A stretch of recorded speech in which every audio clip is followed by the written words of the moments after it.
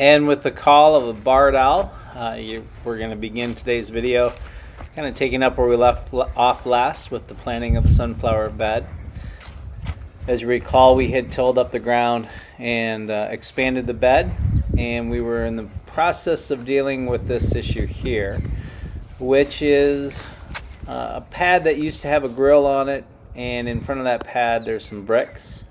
And in addition to that, I think there's some concrete slabs that are underneath the surface that we have to take out today.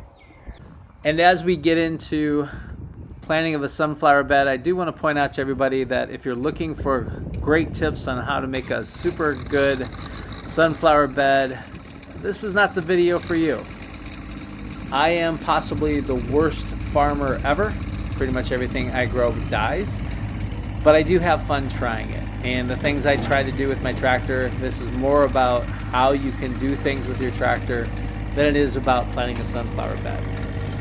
But with each year, I get better and I learn and I have fun doing it. And that's really all I want to do.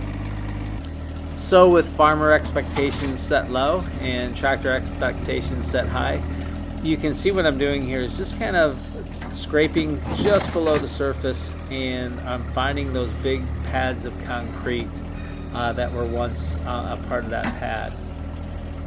So as I had mentioned, this used to be a Belgian conservation club, and as a part of that they had like skeet shooting, they had Belgian bowling, they had a dance floor, and this is where the grills were. And one of the things that I'm sure they used to do is I'm sure that there was pockets of rain that would sit in front of these grills, and what they would do is just fill up those holes with these concrete slabs so that people weren't standing in water when they were waiting for their hot dogs or their hamburgers. And consequently, I've been finding these concrete slabs like this all over my property. There are several of these places like this. And just when I think I've gotten all the concrete slabs out of the ground, I decide to make one more run at it. And right away I discover a few more slabs that I hadn't picked up on the first pass. So these are the kind of things that we deal with here on a regular basis. And actually, when I pushed past this pad, I found a few more on the other side of it, which made me think that this was more of an old walking path that they used. So when people were going by the grills, they weren't standing in water if it had just rained.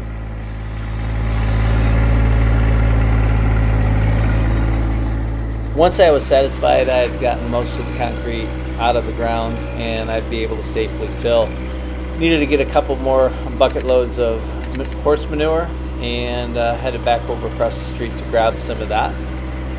So I'm pretty lucky in that I have access to this horse manure, as my brother-in-law and sister-in-law allowed me to take it from time to time. And this year we're going to be conducting an experiment. My son is a graduate of Purdue, and when I told him that I was going to be grabbing horse manure, he told me, don't worry about it, just get some bags of fertilizer, put it down, and it will be fine. And the only thing that came to my mind as he was saying this was, okay, challenge accepted. Because I am positive that with my complete lack of knowledge of farming and with his degree in agronomy from Purdue University, I can prove him wrong. The beauty of this whole competition, this friendly competition, is that other than the tens of 10 people that are watching my videos, I'm not going to let them know. I'm going to let the flowers grow, and if things look like they're going my way by the end of the summer, I'm going to go ahead and pull this video out and say, yep, this is where I planted the manure. You told me to put fertilizer down. I put it at the other end, and this is going much better for me than it is for you. And if it doesn't work out that way and it looks like it's going better for him, I'm not going to tell him. Which I have found is the best way to win pretty much most any argument that you have with a family member.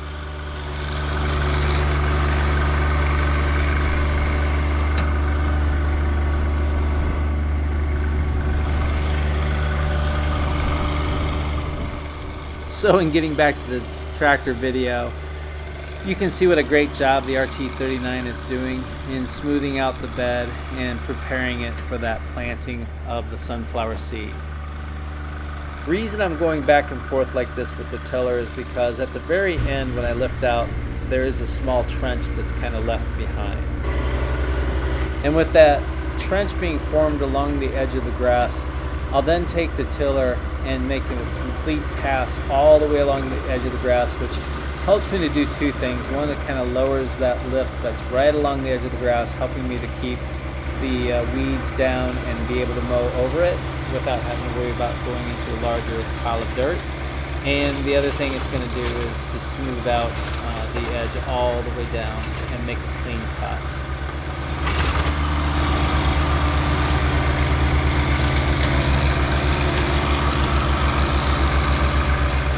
And here it is, my $19.95 bag of black oil sunflower seed that I purchased from Rural King. And to spread the seeds in fertilizer, I purchased this fertilizer spreader from Menards, which is a Chafin fertilizer spreader, a couple of years ago. And I gotta say that I am not the happiest person with this spreader. What I liked about this spreader is that it has panels that you can lower on each side. If you wanted the seed to go one direction and not another, you can lower the panels on the section that you don't want it to go. What I don't like about this is the parking stand is so low that when you're pushing it, it really hits the ground constantly, which makes it almost next to impossible to push. In fact, it's so bad that in order for me to push the spreader over freshly tilled dirt, I have to use the tractor to create a path down the middle of the dirt so that way I can spread the seed. Once I've established a path down the middle of the newly tilled sunflower bed, I then can push the spreader down the path and start spreading the sunflowers. This is embarrassing for me to watch as it is to listen to, because you're going to hear me, having just gotten over the flu, breathing really hard pushing this. And if I get off that path just a little bit, it's next to impossible to get it started back up again. Just a really poor design. And all I'm doing right now is putting a thin coating of the seeds around the grass. And oh my gosh, this is so hard to watch. And as you hear my breathing become more labored as I'm pushing back, you can just really see that stand kicking into the ground. It gets so bad that I finally give up on it and say I'm just going to make another pass. Which begs the question, why would you drive the tractor back over newly tilled soil? Doesn't that defeat the purpose of tilling in the first place? And the answer is, let's go back to the first minute of this video where I explained that I am not a farmer, and at this point my goal was to get the seeds onto the ground more than it was to get them into the ground. As they say, necessity is the mother of all inventions, and you're going to see that I'm going to do some different techniques here, and we're really going to be experimenting to see whether or not any of these seeds grow this year at all. With the ground completely flattened back out, now I'm going to be able to continue to spread the sunflower seeds. And you can see there's a pep in my step. I'm pretty happy about the way it's spreading at this point, which is basically like walking on concrete. So by now some of you might be asking the question, so Phil, isn't there some type of implement that fits on the back of a tractor that you can use to possibly spread seed with that would be easier than using a walk-behind spreader? And we do. We have two lines of spreaders. The first is the SS1 line of spreaders, which is the all steel. You can get with this some gate controls and deflector panels on this. And the second line is the SS2 series, which is the poly spreaders that usually have a stainless steel gate control. These are more for fertilizer and salt spreaders, but can also be used in seed applications. And the question is, why don't I have it? And the reason why is because I really would not use it that often. This is just a once-a-year thing for me. And having a walk-behind spreader is fine. If I was to do a food plot or something where I'm doing an entire acre, I would probably go ahead and purchase one of these implements to do that with. But for now, I'm content using the spreader and also using just my hands, apparently, to throw the seed, because I've been frustrated enough with the spreader. So this is something I'm going to try this year.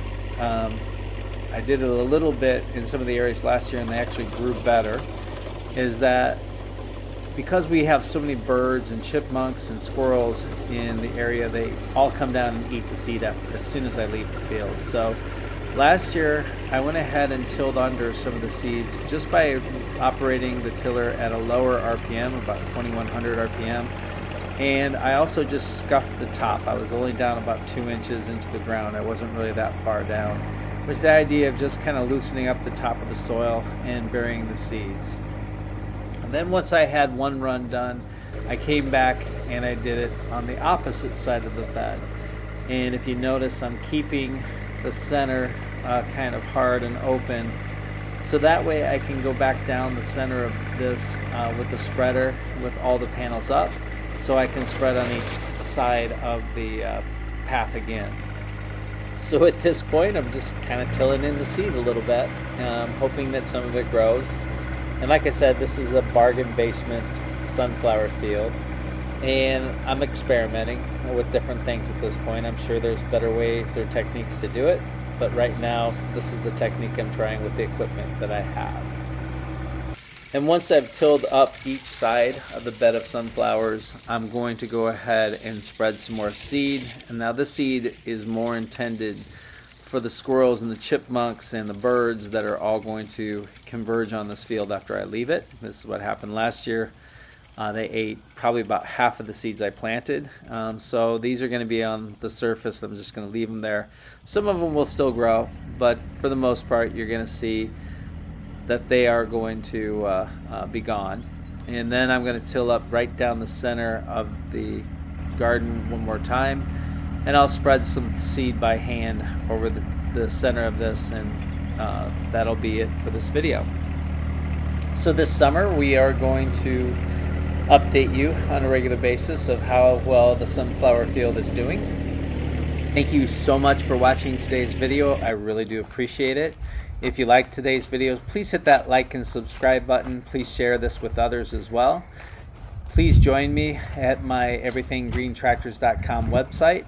And for today, thank you so much for watching. I'm Phil Dance, and I sell John Deere tractors.